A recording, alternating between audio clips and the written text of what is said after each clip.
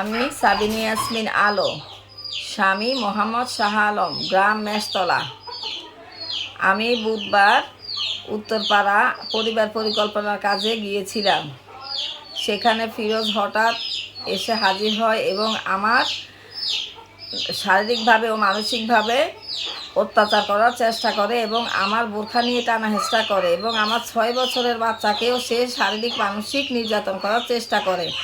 আমি আমার নিজের ইজ্জত সুরক্ষিত করার জন্য, বাঁচার জন্য দৌড়ে পাশের বাড়িতে মাজেদাদের উঠানে গিয়ে হাজির হই। সে সেখানেও আমার সাথে একই রকম আচরণ করে।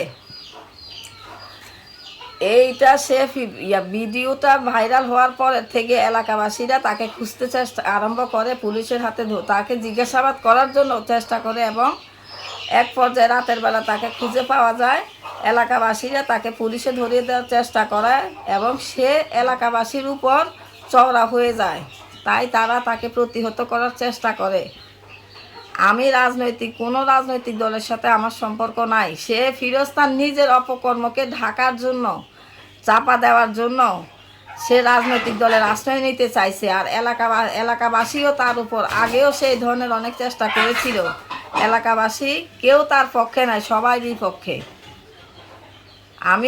আমার 6 বছরের বাচ্চার উপর এই ধরনের নির্যাতন হওয়ার জন্য আমি সবার কাছে বিচার চাইছি। আপনারা সুবিচার করেন, এটাই আপনাদের কাছে আমার অনুরোধ।